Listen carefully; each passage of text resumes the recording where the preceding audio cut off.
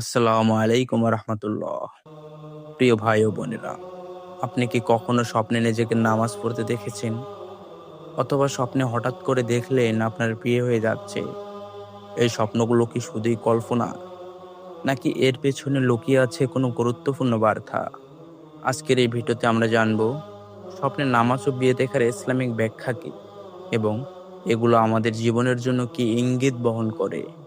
ভিডিওটি শেষ পর্যন্ত দেখুন, কারণ শেষ অংশে আছে খুবই গুরুত্বপূর্ণ একটি উপদেশ যা আপনার জীবনকে বদলে দিতে পারে। ইসলামের স্বপ্ন তিন ধরনের। নাম্বার এক, আল্লাহর পক্ষ থেকে সুসংবাদ। নাম্বার দুই, শয়তানের পক্ষ থেকে ভয়। নাম্বার তিন, নিজের চিন্তা ভাবনার প্রতিফলন। স্বপ্নে যদি আপনি নিজেকে নামাজ পড়তে দেখেন, তাহলে এটি সাধারণত একটি অত্যন্ত শুভ লক্ষণ। এর কারণ হতে পারে আপনি আল্লাহর নিকটবর্তী হচ্ছেন, আপনার জীবনে শান্তি ও বরকত আসার সম্ভাবনা রয়েছে, কোনো দুশ্চিন্তা বা সমস্যা থেকে মুক্তি পাওয়ার লক্ষণ রয়েছে, অথবা আপনার দোয়া কবুল হওয়ার সম্ভাবনা রয়েছে। বিশেষ করে যদি আপনি খুশি মনে নামাজ পড়েন, তাহলে এটি হেদায়েত ও নেক আমলের দিকে অগ্রসর হওয়ার ইঙ্গিত।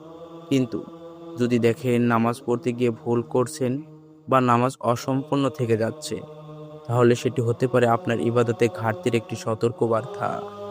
এখন আসি স্বপ্নে বিয়ে দেখলে কি হয়, ইসলাম কি বলে।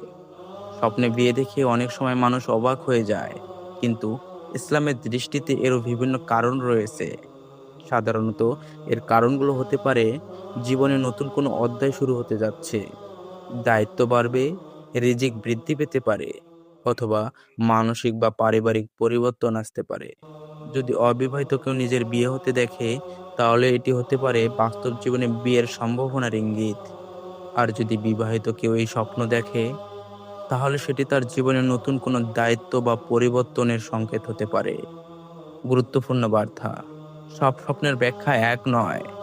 একই স্বপ্ন ভিন্ন মানুষের জন্য ভিন্ন অর্থ বহন করে। সেটা তার অবস্থান, ঈমান এবং বাস্তব জীবনের পরিস্থিতির উপর নির্ভর করে। স্বপ্ন আমাদের জীবনের একটি অংশ, কিন্তু আমাদের ভবিষ্যৎ নির্ধারণ করে না।